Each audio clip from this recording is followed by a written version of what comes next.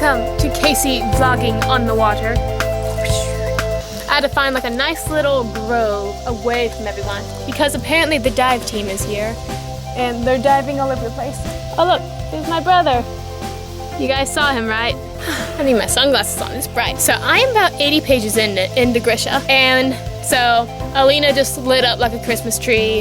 Everybody's like, oh no, she's a sun summoner. And the Darkling's like, I am intrigued. And now they're spiriting her way to some capital somewhere.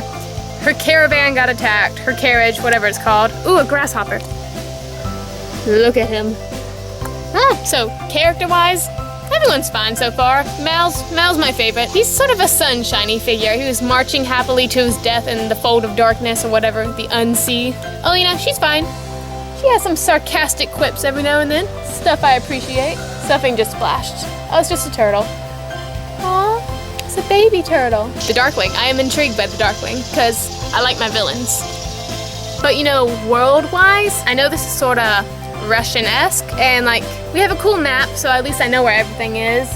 But they're throwing names out, and the other nations just throwing some names out. Nothing's really developed yet, but I am 80 pages in, so hopefully things will change. But I am getting through it super quickly, because I just got done with Priory of the Orange Tree, and oh my gosh, those pages were so long, and the words were so tiny, and the spaces were so small. But in Grisha, everything is big and spaced out, and I love it. It makes me feel like I'm accomplishing something more. So the Darkling, like, he looks like a young guy, right? But I cannot picture him in my head. But because his name is the Darkling, all I see him as, have you guys played Drawn to Life? You know Wilfred? That guy, that's what I think he looks like. That's all I see him as. What are these eggs? If I poke them, what'll come out? Also, so, spoilers for Grisha and spoilers for Stranger Things 3. So, I think the name Alexei is cursed because whoever seems to have it, like, dies. Like, one of Alina's friends is a cartographer with her. Alexei, they draw maps together. What happens to Alexei? He gets eaten by a Volcra very soon after we meet him. It's like, man, I like people named Alexei, but they just keep dying on me. Rest in peace, my little slushy angel. But as soon as I get off this giant body of water, I will start reading again, and it'll be fun. Now let's see if I can get back to the other side of this river without dropping this in the water.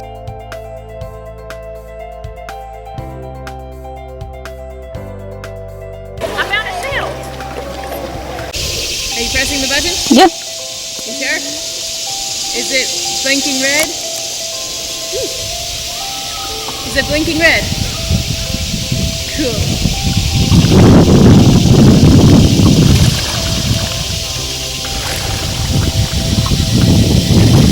Zooming on the turtle. Turtle. No, I'm zooming on the turtle. Casey, Yeah? I see something floating. Well, get away from it. Hello, turtle. How are you today? Are we done? Because I can't do this in paddle. Yeah, put it up.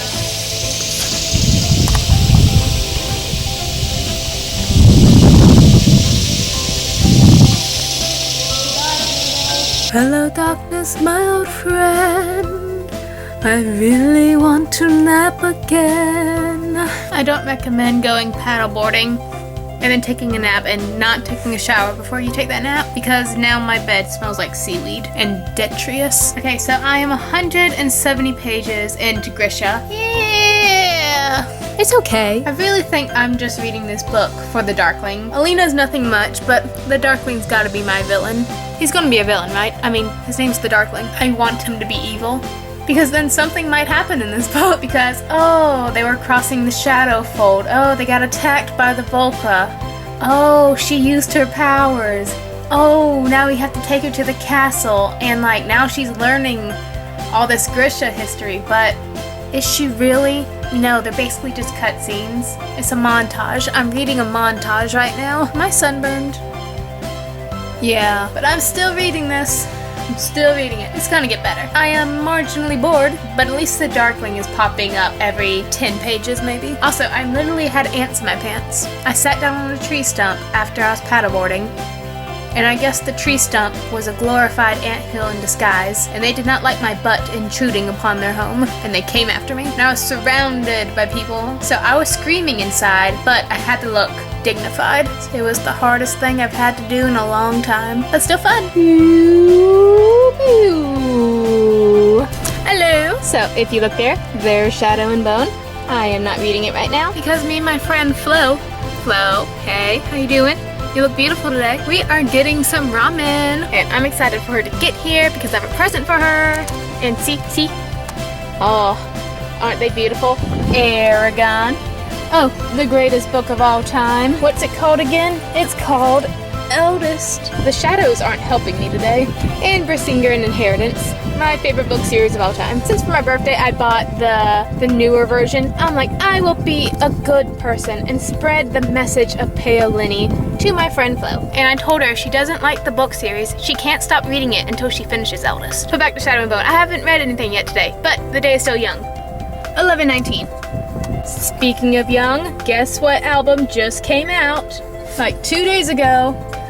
NF. Oh, this dust. Embarrassing. And it is The Jam. This man, he sings to my soul. Oh, I think I saw her. Flo!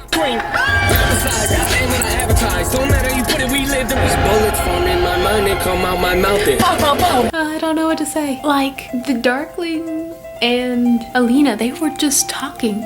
And now, literally, all of a sudden, they're kissing. It just jumped. I actually, blinked back, whoa, we're getting into it already.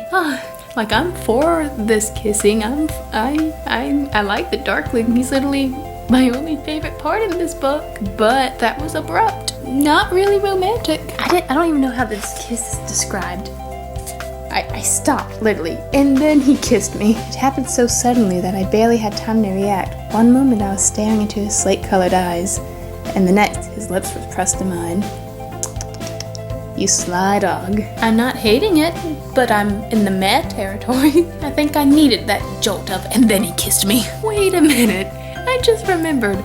This Darkling, he is 120 years old. Does Alina have an age? Nay, Bardugo, did you purposely leave out her age so we couldn't yell that a 120-year-old man is kissing a minor? Well played. That's literally all I could say about this book right now. That first book wasn't good. I mean, yeah, I finished it, but it was very meh. I wasn't bored, not one bit, because I had the Darkling. The Darkling, he's the best part of this. I'm a pretty easy to please person when it comes to villains, though. He has like a cool, calm voice. Great. Is he seductive? Great. But yeah, Shadow and Bone. World building, no. Basically, we're stuck in a castle the whole time, trying on pretty dresses, and learning how to do stuff without really learning. I don't like magic systems where you just have to try really hard, and then boom, you're the best. And that's what happened. So yeah, character-wise, that's what I'm leaning on what's good about the first book so far. Alina, Mal, the Darkling. I like love triangles. If I like everybody in the love trial. The love trial. That makes more sense. Yeah, this is a love trial. We're fighting the Darkling, but still keeping hold of our bonds of our loved ones while being tempted with the dark seductiveness of a villain. Love trials. I like it. There's nothing that I could really take away from Shadow and Bone, except that I'm apparently attracted to 120-year-old men. But who isn't? But I am already 15 pages into the sequel because of course I'm gonna keep reading the series. I bought all the books. I have a policy. You buy it, you read it. So even though I didn't like Shadow and Bone, what's this called? Siege and Storm. Siege and Storm is very, very good so far. Because we are into it right off the bat. None of this, oh, we live in a castle, oh, we're Grisha, oh, we learn how to do stuff but not really learn. We're just told that they're learning. No, 10 pages into it, stuff is already happening and I like it. But back to the characters, it may be that this is in first person because I don't like first person perspectives all that much because it's really hard for me to discern a personality if I read it as I did this, I did that, because then it's easier for me to insert myself into it, and of course I like myself, so it's hard to be critical about that. But even though Alina is really nothing special, In the first book, at least. Sometimes I think she's kind of relatable, at least, like, in my crazy head. Like, there's a scene in the first book where she's on the run and she gets mugged. She has, like, a knife to her throat, and the guy's like, give me your money or your life. And she's like, wait, you just want my money? You're not trying to, like, capture me and drag me back to the castle? And the guy's like, yeah. And she's like, oh, thank the saints. And a couple pages into Siege and Storm, she threatened to cascate Mal already, and for some reason I thought that was funny, and it's not, but that's it for this first reading vlog.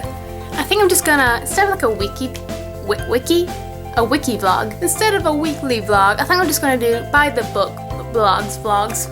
Words are hard, aren't they? Or should I just make it a weekly vlog? I don't know what I'm gonna do, but yes, I'm reading Siege and Storm now. Loving it more than the first Grishaverse book. There are many things wrong with me, but why does it have to come out especially today? This has been the Shadow and Bone vlog. I hope you guys enjoyed. I hope it was short, because I like short vlogs, in my opinion. Just something short and sweet. So that's why I'm like, should I make a weekly vlog? Because it'll be longer. Would people appreciate by the book vlogs? Like, only vlog for that book, not for a week. You guys get it? I must have a conversation with myself. Look at Lucy. She doesn't know what I'm talking about either. I'll see you guys next time. Until then, keep turning pages, and I will too.